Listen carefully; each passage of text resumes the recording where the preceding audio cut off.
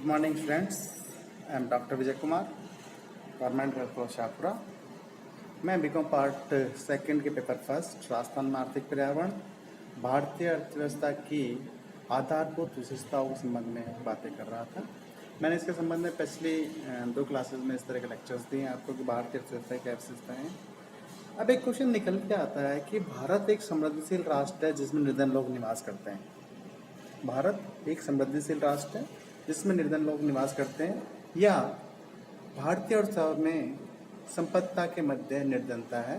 भारतीय अर्थव्यवस्था में संपन्नता के मध्य निर्धनता है। देखिए, ये बीकॉम के लिए एक महत्वपूर्ण क्वेश्चन है। ये बहुत इम्पोर्टेंट रखता है क्वेश्चन अपने आप में, इसलिए इसको थोड़ा ध्यान से देखिएगा। देखिए, भारतीय अर्थव्यवस्था संपन्न क्यों है, एक तो ये बात वाली है।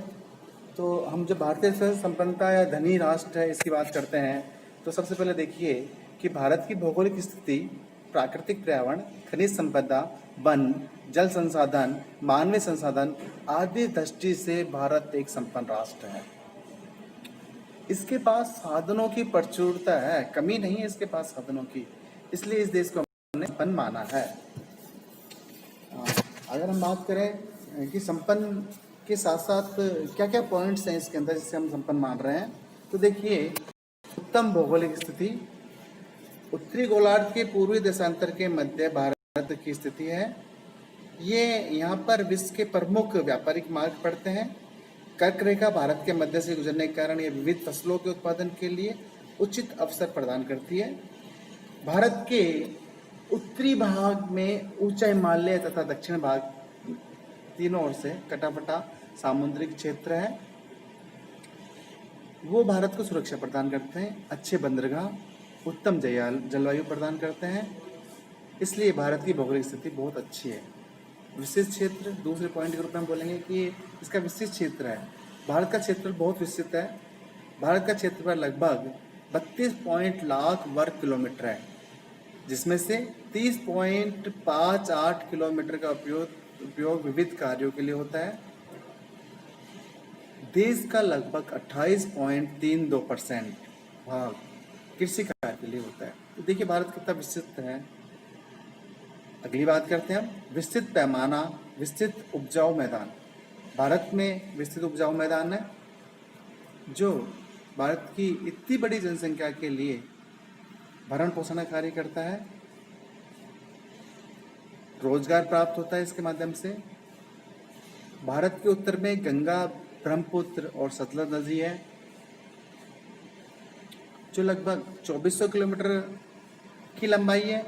और हम इसकी बात करते हैं कितनी चौड़ाई है सतलज की, तो 250 से लेकर 300 किलोमीटर तक चौड़ा है। यह है विश्व का सबसे सर्वाधिक उपजाऊ मैदान यहाँ पर मिलता है। यहाँ पर चावल, गेहूँ, कपास, जूट, चाय आदि फसलें उत्पादित होती है। अगली बात करते हैं हम कि समृद्ध है भारत, अपार जल संपत्ति है भारत के पास। भारत के जल स्रोत के रूप में नदियाँ, झीलें तथा समुद्र हैं। भारत की नदियाँ लगभग प्रतिवर्ष 1,28,100 किलो घन मीटर पानी प्रवाहित करती हैं। इतना पानी होता है भारत के पास। भारत का पातालीय जल स्रोत 42,400 है करोड़ घन मीटर है। भारत में जो नदियाँ बहती हैं उनसे हमें सिंचाई के साधन मिलते हैं, विद्युत का उत्पादन होता है, मछली पालन होता है, आदि कार्यों के लिए प्रयुक्त होता है। और समुद्र तट की बात करें तो लगभग समुद्र तट की लंबाई 6100 किलोमीटर है, जिसमें अपार मोती, सीप, मछलियाँ, खनिज तेल, नमक तेल तैयार किया जाता है।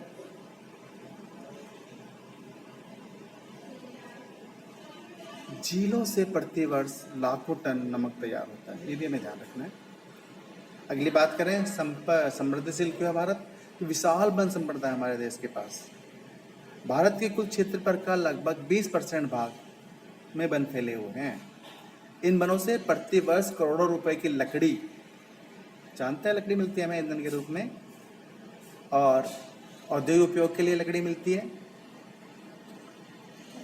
वनों से हमें बांस, गोंद, कत्था, लाख, रंग रोगन का सामान भी हमें मिलता है।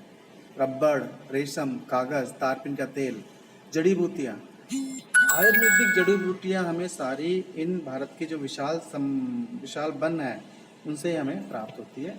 अगला पॉइंट की बात करें हम, अथाह खनिज भंडार है। भारत में विश्व के लोहे का लगभग 25% भाग, लगभग 25% भाग भारत के पास है। अगर अब्रक की बात करते हैं तो विश्व में सबसे बड़ा उत्पादक देख भारत है। मैग्नीज के उत्पादन में भारत इसमें दूसरा स्थान रखता है। उपयुक्त के अतिरिक्त यहाँ पर तांबा, टंगस्टन, बॉक्साइट, जस्ता, जिप्सम, गंधक, चूना, अनुखनिज के भंडार हमें देखने को मिलते हैं। शक्ति के विशाल स्रोत हैं। भारत के पास शक्ति के बहुत विशाल स्रोत हैं। कोयला है, खनिज तेल है, अणु शक्ति है, जल शक्ति है। तो भारत के पास किसी तरह की प्राकृतिक रूप से कोई कमी नहीं है। अगला पॉइंट, विशाल मानव शक्ति। सन 2011 की जनसंख्या की बात करें तो लगभग यहाँ पर 121 करोड़ पॉपुलेशन हो गई थी। जनसंख्या की दृष्टि से भारत चीन के बाद दूसरा सर्वाधिक पॉपुलेशन वाला कंट्री है।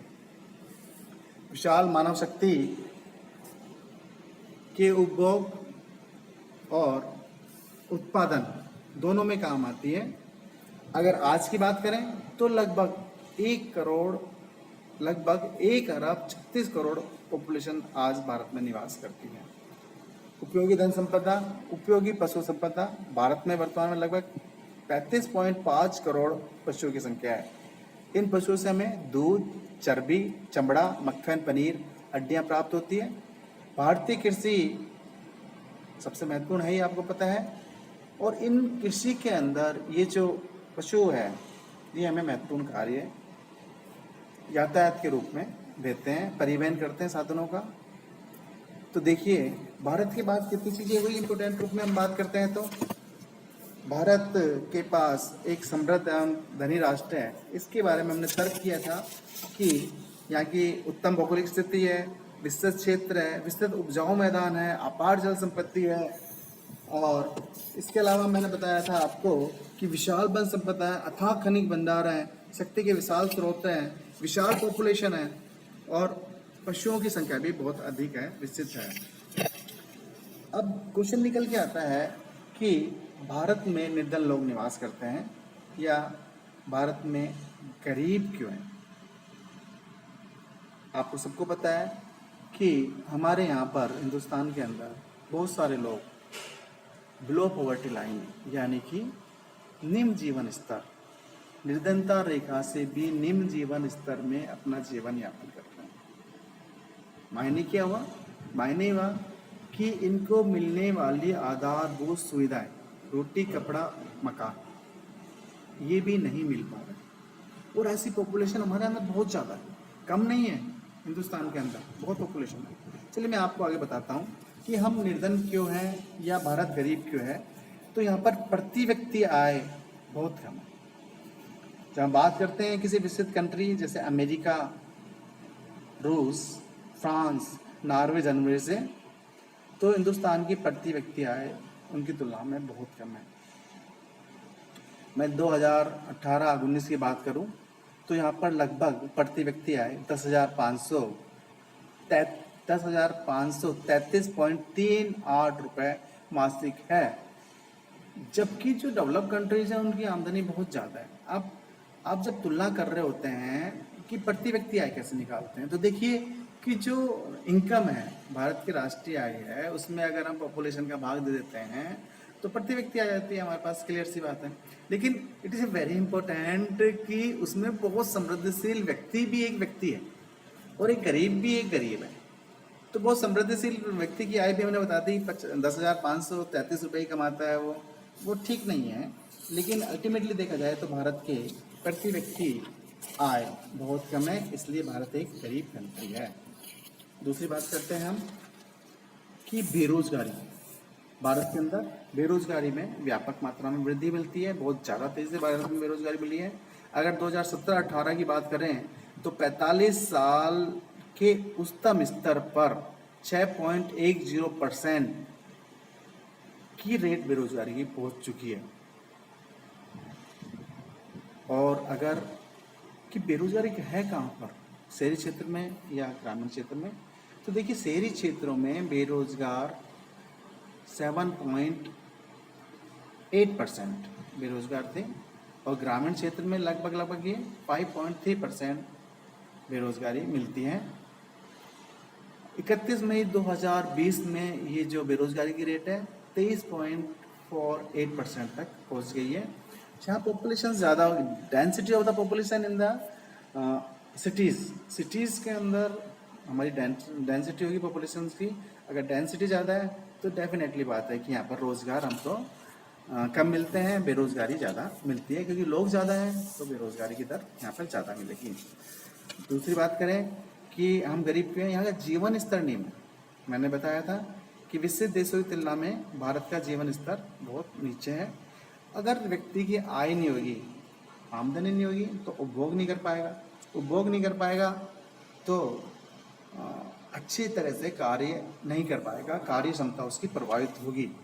पोषक तत्व नहीं मिलेंगे तो अपना वर्क वो प्रॉपर रूप से नहीं कर पाएगा। आंकड़ों की बात करें तो यहाँ पर लगभग अभी भी 21.9% पॉपुलेशन निर्धनता रेखा से नीचे का जीवन यापन कर रही है। I repeat again, 21.9% of the population of India is BPL, low BPL, जहाँ खाने पीने की समस्याओं का सामना करना पड़ा। पूंजी निर्माण, अगला बात करते हैं। पूंजी निर्माण का नियमित स्तर है।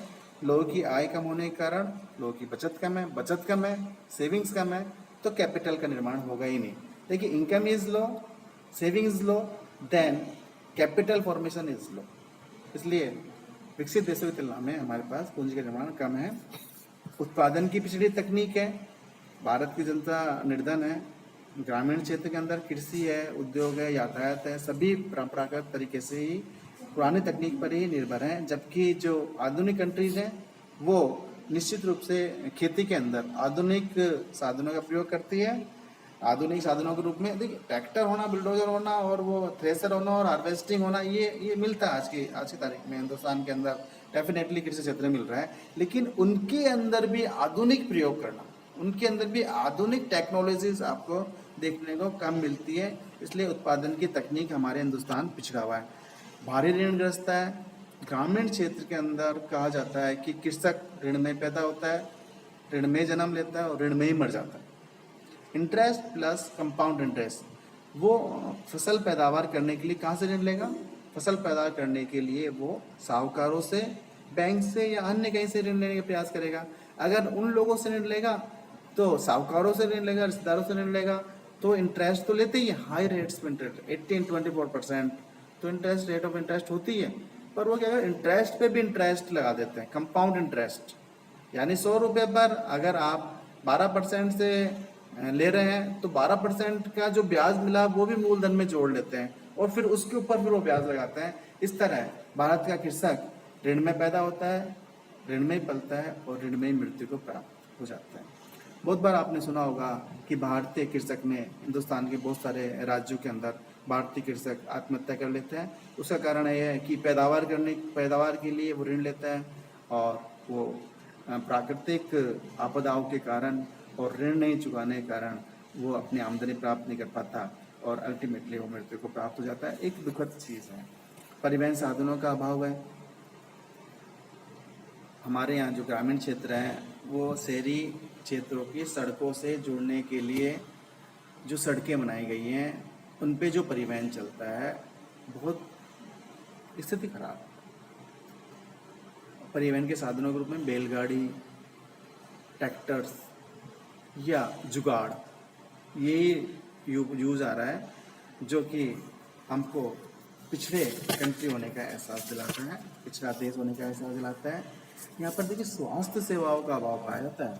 हमारे देश में, जैसे कि आपको बताया था मैंने, कितने करोड़ पॉपुलेशन है, अरबों में पहुँच गई है हमारे देश की पॉपुलेशन। तो इतने लोगों के लिए हमारे देश के अंदर चिकित्सा सुविधाएं, स्वास्थ्य सेवाओं का अभाव है। गाँव के अंदर डॉक्टर्स नहीं है, मेडिकल फैसिलिटीज़ नहीं है, मेडिकल फैसिलिटीज़ है, डॉक्टर्स हैं तो उपकरण नहीं है, उपकरण हैं तो पेशेंट अपना इलाज करने के लिए शहरी क्षेत्र की तरफ आता है, तो शहरी क्षेत्र की तरफ आते आते वो कई बार अपनी मृत्यु को प्राप्त हो जाता है। तो हमारा देश निश्चित रूप से निर्धन देश की श्रेणी में आ रहा है। विकसित देशों की तुलना करते हैं हम, तो हमारा देश निर्धन कंट्री है, हमारा देश विकासशील कंट्री है। लेकिन जब हम हमसे अनडेवलप कंट्रीज़ की बात करते हैं, हमारे जो पिछड़े देश हैं, हमसे भी गरीब देश हैं, जैसे बांग्लादेश है, पाकिस्तान है, नेपाल है, ये देश हैं, तो इनकी तुलना में हम विकसित देशों के रूप में ज़रूर आते हैं। उनसे ज़्यादा में हमारा डेवलपमेंट ज़्यादा दिखता है। लेकिन जब हम डेवलप कंट्रीज़ अमेरिका, यूएसए या रूस और फ्रांस, नॉर्वे, स्विट्ज़रलैंड आदि की बात करते हैं, आदि की प्रति व्यक्ति आय की बात करते हैं या उनकी राष्ट्रीय आय की बात करते हैं, तो हमारा देश उन देशों की तुलना में निर्धन है, गरीब है। तो निश्चित रूप से हमारे पास प्राकृतिक संसाधन बहुत अच्छी मात्रा में है। उनका विदोहन भी होना चाहिए, लेकिन विदोहन उनका अनुकूलतम होना चाहिए, अधिकतम नहीं होना चाहिए। अनुकूलतम इसलिए होना चाहिए कि आने वाली पीढ़ी उसका यूज़ कर सके। तो अनुकूलतम होकर हमारे देश को विकास की श्रेणी में, विकसित देश की श्रेणी में ले जाना चाहिए। आज के लिए इतना ही। धन्यवाद। I am doctor Vijay Kumar. Thanks.